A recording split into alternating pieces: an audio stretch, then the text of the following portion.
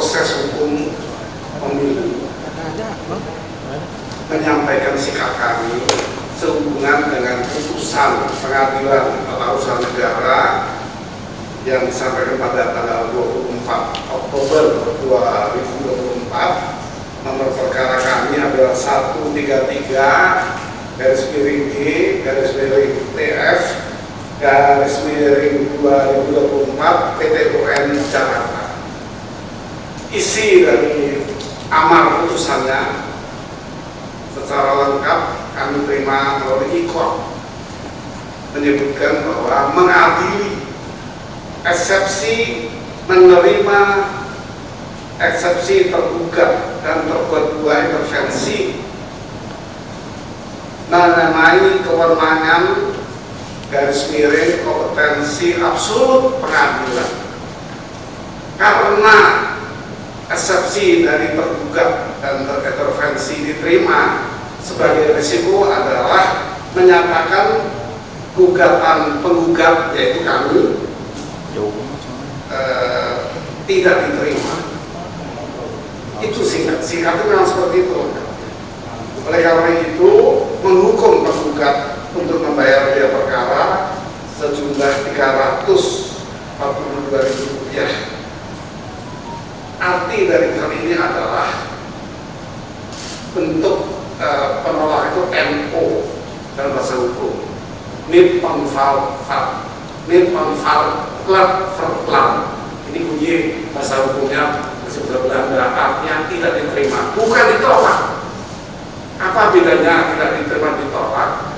Kalau tidak diterima, kami tidak bisa membuktikan dalil-dalil gugatan. Ini belum sampai ke sana, kami sudah ditolak dengan penolakan yang tidak dapat diterima karena majelis hakim telah menerima apa yang diajukan sebagai eksepsi dari tergugat dan intervensi gugatan.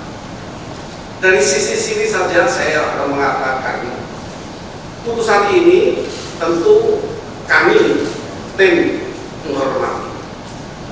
Kami menghormati karena memang semua putusan hakim itu sudah harus diterima dan dihormati, yaitu konsep dari apa itu asas hukum res judicata pro veritate habitur.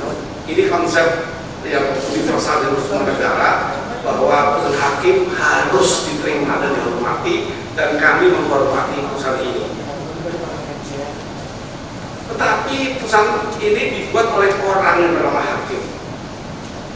Nah, kalau ini berbeda, ada hakim yang baru-barunya ramai sekali terhadap putusan perkara pembunuhan tapi dibebaskan, itu hakim hari ditangkap, tapi beban putusannya tetap diterima, berlaku, diajukan ke Mahkamah Agung dan dibatalkan, diganti putusan lain yang melalui mekanisme kasasi.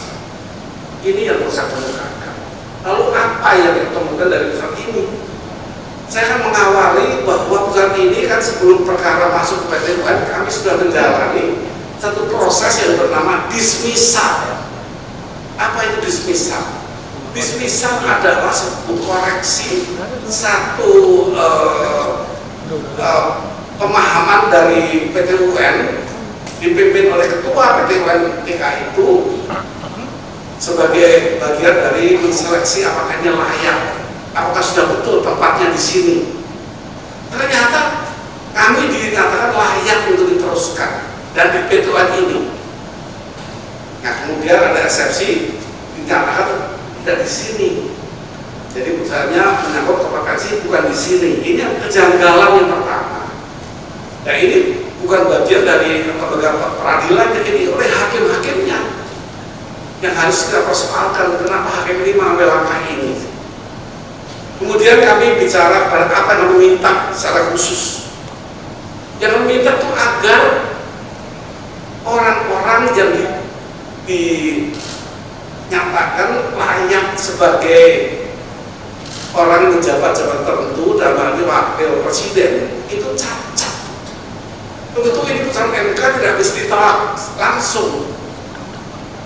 Yang cacat itu yang kami ajukan untuk tidak dilantik karena cacat hukum. Masa putusan semestinya 2 minggu sebelum tanggal 24, artinya tanggal 10. Dengan alasan hakim ketua majelis sakit diundur sampai tanggal 24, di mana pelantikan itu terjadi tanggal 20. Artinya jadi melewati apa yang kami mohonkan dalam posita kami dan dalam petitum yang diajukan. Petitum itu bagian dari apa yang kami mohonkan agar KPU tidak melakukan administrasi apapun terhadap pelantikan yang kami dalilkan bahwa Wakil Presiden ini cacat hukum. Cacat hukumnya ada pada gugatan kami yang menceritakan apa saja ya yang menjadikan cacat. Antara lain adalah KPU meminta bahwa putusan MK nomor 90 tahun 2024 itu dipedomani oleh para partai politik yang melakukan pemilu, yang mencalonkan calon-calon dari partai ini. Nah, ini kira-kira yang kami mohonkan berkaitan dengan perkara yang tidak diperiksa sama sekali oleh hakim, tidak dipertimbangkan sama sekali, hanya karena kompetensinya bukan di PUN Jakarta, padahal kami telah memenangkan proses dismisal oleh ketua, dipimpin oleh ketua PUN, dia nyatakan boleh melanjutkan perkara ini. Nah, itu saya katakan, jadi yang memutus itu hakimnya, kan menghormati putusannya. Tapi hakim memutus perlu kita persoalkan, karena ada hal-hal yang sangat janggal. Ya, kami harus menghormati peradilan yang memang milik negara dan negara hukum. Kita semua orang hukum di sini, orang-orang yang memang menggeluti kegiatan kami itu di bidang hukum. Hakim juga punya sama dengan kami untuk belajar hukum, sama-sama kuliah fakultas hukum juga, tapi mempunyai pandangan yang berbeda. Nah, ini yang saya bukan di awal, nanti kita boleh berdiskusi. Tapi saya buka dengan pengalaman itu dulu, apa yang diputus oleh pengadilan dan apa yang dilakukan oleh hakim di pengadilan, mundur 2 minggu dari sudah ditentukan putusan itu diputuskan dengan melewati pelantikan. Awam harus membaca itu kejanggalan-kejanggalan itu. Sakit sudah dipastikan sekian hari sembuh, tanggal 24 masih sembuh, maka dikatakan sidang akan dilanjutkan pada tanggal 24 yang semula tanggal 10. Ini tidak sederhana untuk katakan oh ya sakit kemudian memang tidak bisa. Ini ikut, ini bukan sidang kehadiran. Kalaupun sakit pun bisa putus kalau tidak berat untuk tindakan dokter yang sifatnya mungkin operasi dan sebagainya. Ini ikut.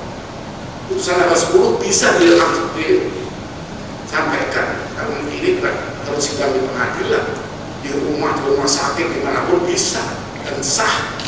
Tapi elektronik itu menjadi surat elektronik itu sama dengan surat yang lain ada sekarang ini. Nah, kemudian pada tanggal 24 itu sudah melewati tanggal 20, di mana tanggal pelantikan Presiden dan Wapres yang kami mohonkan untuk tidak dilantik karena ada cacat hukum pada putusan 90 yang digunakan tahun 2023 itu yang digunakan oleh KPU. Jadi dengan kata lainnya kami telah melewati masa yang semestinya kalau belum dilantik bukan kami diterima.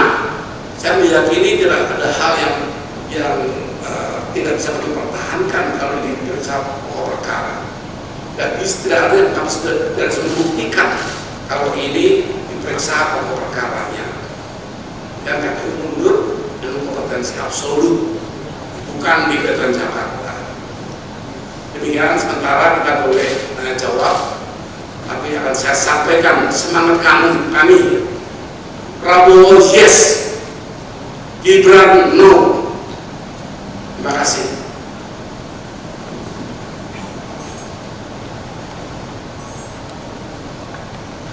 Apa ada pertanyaan? Detail dan seperti yang kita ketahui bahwa putusan ini bersifat final and binding, memang belum ada langkah yang lain. Tapi ada dua pertanyaan dari kami. Yang pertama soal kejanggalan tadi. Artinya memang dari PDIP sendiri atau tim hukum sendiri sebenarnya sudah membaca sejak pada saat hakim menyatakan sakit bahwa putusan yang terjadi pada tanggal 24 kemarin ini tentu akan ditolak begitu. Artinya memang sudah dibaca oleh tim hukum PDIP sendiri terkait dengan gugatan ini. Itu yang pertama. Terus yang kedua, tentu yang kita tanyakan soal langkah selanjutnya jika memang ada yang bisa dilakukan. Mungkin saya awam, mungkin ada kasasi mungkin terkait dengan hakim tadi yang bisa dipersoalkan, mungkin bahwa tadi Prof. Bayu sempat menyebutkan bahwa memang secara institusi mungkin ini sudah akhir, tapi terkait dengan hakimnya sendiri yang kemudian sakit dan kemudian dengan kejanggalan yang ada, apakah kemudian ada langkah-langkah yang bisa dilakukan selanjutnya oleh tim hukum? Terima kasih. Saya jawab satu. Tidak. Dari media CNN TV ya. Jadi saya harus meluruskan, putusan PT UN tidak final and binding. Yang final dan binding itu MK. Untuk PT UN masih ada upaya hukum lanjutan. Apakah dalam putusan ini kami bisa banding ke PT TUN atau kami menaati si putusan dengan mencari kompetensi yang tepat. Sayangnya ini menyimpang juga, putusan ini tidak selayaknya. Kalau dikatakan tidak, kompetensinya kemana? Mestinya ditambahkan. Ini tidak kami temukan dari putusan terbalik, kami tidak menemukan bahwa dengan kompetensi absolut yang salah, karena katanya diputuskan kompetensinya tidak diarahkan kemana. Jadi seperti itu. Jadi hanya dia mengatakan kompetensinya tidak di PT UN. Lalu di mana? Putusan harus jelas. Ini masalah-masalah yang ditanggung jawab keadilan. Ya kalau nggak di PT UN di mana? Apa di PN atau di MK? Itu masih jelas. Artinya kemana kami harus melanjutkan kompetensi yang tidak absolut ini kami lakukan. Padahal kami telah diterima dengan baik, diputus dengan baik oleh dismisal ketika pernah mendaftar. Betapa banyaknya perkara di PTN yang ditolak di dismisal. Kami lolos, artinya kami betul, silakan lanjut. Itu bunyi putusan dismisal. Silakan dilanjutkan melalui nanti proses pengadilan. Nah ini juga satu kejanggalan. Saya tidak bisa menjawab apa, walaupun hakim ya dalam sebuah putusan boleh diramalkan ya kenapa sampai begini. Tapi saya pikir ini menjadikan satu yang pembelajaran baik untuk masyarakat saat ini. Apakah pengadilan kita baik-baik saja? Ini menjadi pembelajaran yang perlu kita perhatikan. Pertanyaan kedua tadi, apakah ada upaya lain dan apakah kami akan melakukan upaya lain? Hal ini tentu sangat tergantung pemilik kuasa, yaitu ketua umum kami PDI Perjuangan. Namun kalau boleh saya berkata pribadi guys, saya katakan tidak usah ada upaya hukum lain, banding atau hukum lain, selama kondisi peradilan masih seperti ini. Hakim tidak merasa mantap, hakim tidak merasa aman untuk buat putusan yang sebagaimana mestinya. Kenapa? Kalau kita bicara pokok perkaranya, kami hakul yakin kami tidak mungkin tidak bisa membuktikan apa kesalahan KPU sehingga cacatnya seorang calon wakil presiden. Ini sudah tersebar di mana-mana juga buatan kami sebenarnya. Kalau nanti perkara bisa dibagikan. Kami meyakini kami bisa membuktikan dan pembuktian perkara ini kalau masuk pokok perkara, dan ini tidak dipertimbangkan karena sudah didahului dengan kompetensi absolut atas eksepsi dari tergugat atau KPU. Jadi saya pribadi dengan segala hormat saya perlu mendengarkan beri kuasa, apakah saya harus melangkah ke pengadilan lainnya ini arahan tadi, atau saya harus banding. Situasi negara kita di bidang hukum tidak banyak bermanfaat kalau keadaan seperti ini. Maka harapan kami Presiden Prabowo akan merombak kondisi negara di bidang hukum. Nah, saya perhatikan statement Presiden tentang hal ini. Bahkan menteri-menterinya pun diminta oleh Presiden yang baru ini untuk tertib di semua hal, termasuk tidak menggunakan kewenangannya atau jabatannya, menggunakan surat saja ditegur untuk kepentingan yang bukan untuk kedinasan. Itu contoh yang terjadi. Besar harapan kami kepada Presiden Prabowo untuk melakukan perbaikan-perbaikan, terutama di bidang peradilan, karena sudah jelas transaksional terjadi, intervensi terjadi. Apa gunanya lagi kita akan appeal, banding atau lembaga lainnya yang dianggap tepat untuk dilakukan gugatan ini? Tidak ada gunanya. Dan ini yang ingin disampaikan kepada Ketua Umum memberi kuasa. Sudahlah, biarkan saja publik membaca, memahami, mengerti kenapa kita potensi dipersoalkan oleh polos dismisal. Disinilah pengadilannya yang akan melanjutkan. Oh, nggak cocok ada hakim yang mengadili, tidak masuk ke perkara. Jadi ini kan satu hal yang perlu dipertanyakan. Diundur waktunya melewati petitum kami, yaitu untuk dilantik, ditunggu sampai dilantik dulu baru diputuskan, karena percuma masih putus juga. Mungkin begitu, mungkin saya tidak beraneh-aneh. Begitu jawaban saya dari CNN.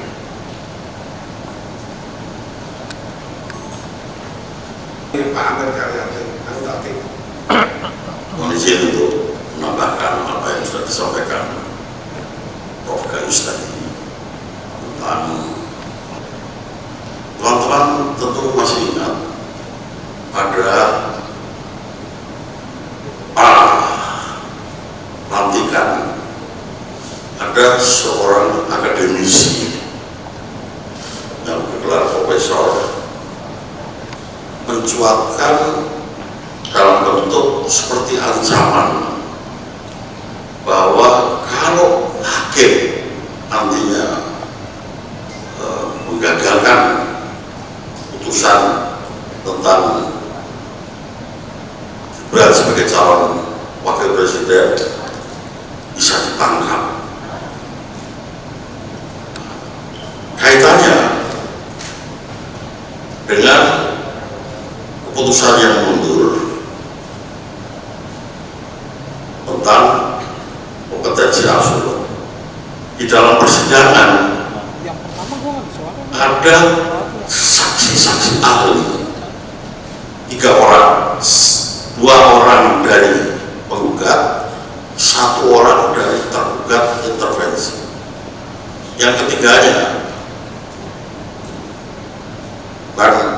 bukan kaleng-kaleng nih, ahli, ada 2 profesor, 1 doktor yang menyatakan bahwa sudah tepat gugatan dari penggugat ini masuk dalam ranah PT UN. Jadi kalau sekarang hakimnya menyatakan bahwa ini kompetensi absolut tidak tepat di situ, ini kan terjadi sesuatu yang anomali. Itu yang bisa saya tambahkan di sini. Terima kasih.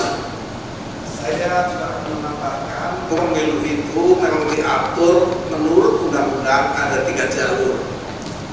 Kalau orang mengatakan sudah diputus MK kok masih dipersoalkan, nggak mau terima kalah, itu disampaikan. Semula, terakhir ini kami mendapatkan dukungan banyak sebelum putusan.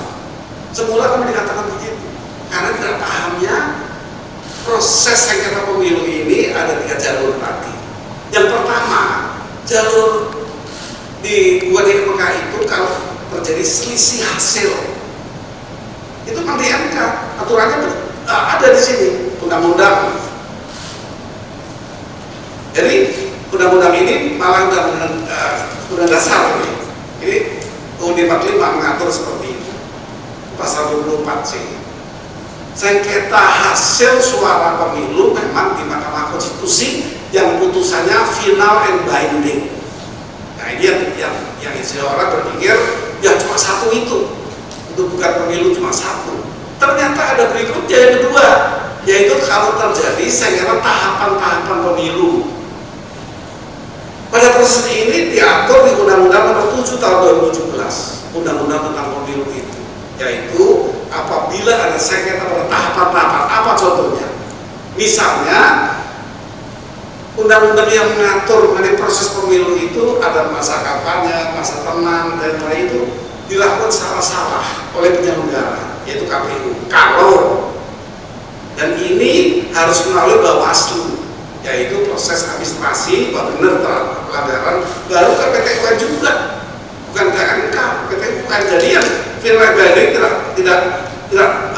tidak ansih hanya begitu. Sebab kalau ada tahapan dipersoalkan, digugat, itu melalui Bawaslu, dibawa ke PT UN. Itu yang kedua. Yang ketiga adalah yang kami lakukan karena terdapat kesenang-menangnya pelanggaran hukum oleh penyelenggara negara yang namanya adalah KPU.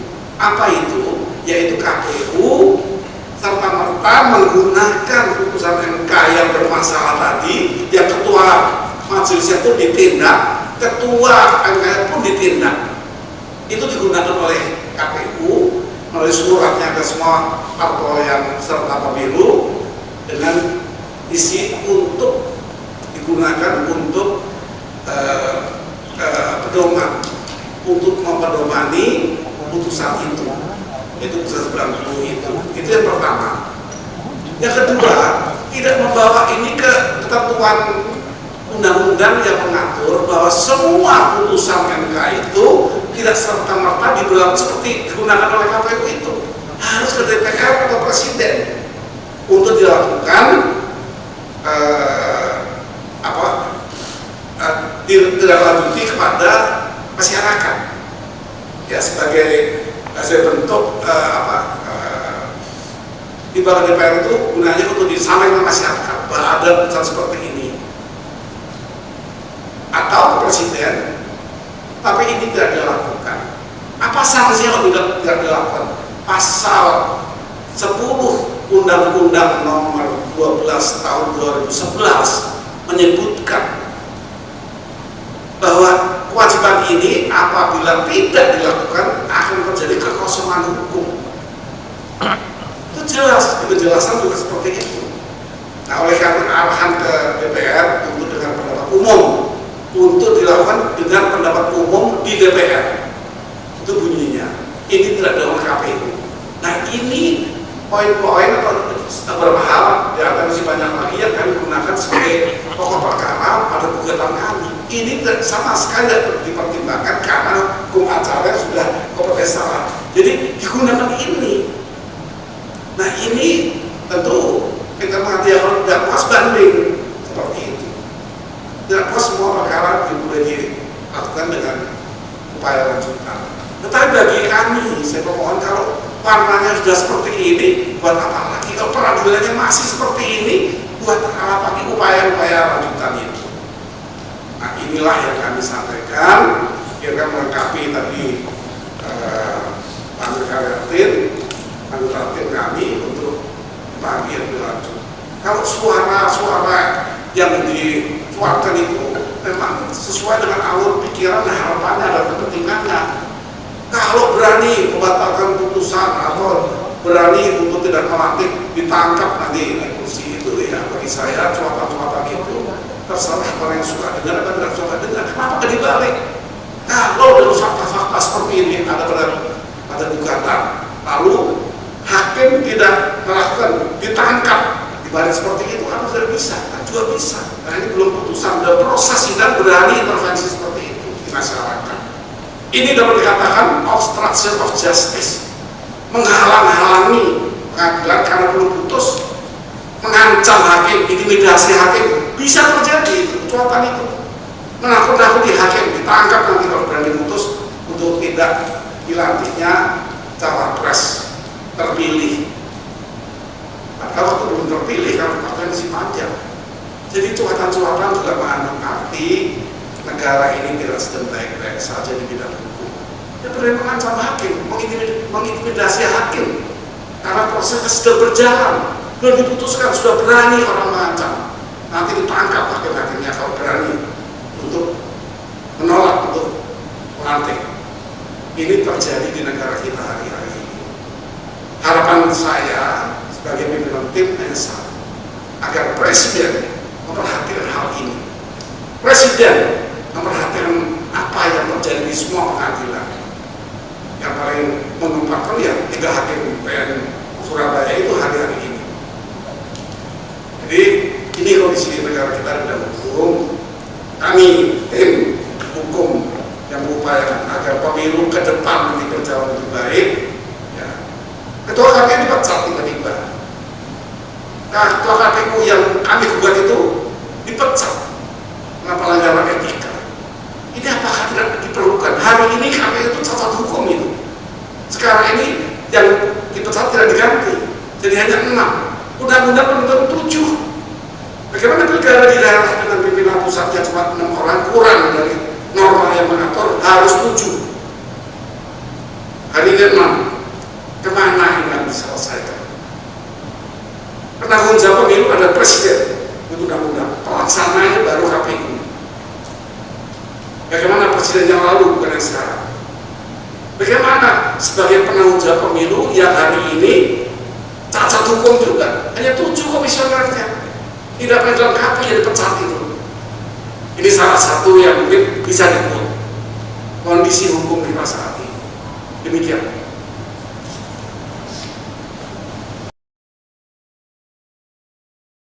Saat menangkap, mengumpulkan, dan mengolah peristiwa, secara paksa oleh penyidik.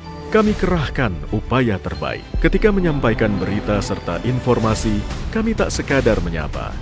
Ada referensi, aspirasi, juga inspirasi yang menjadi misi. Sapa Indonesia di Kompas TV. Independen, terpercaya.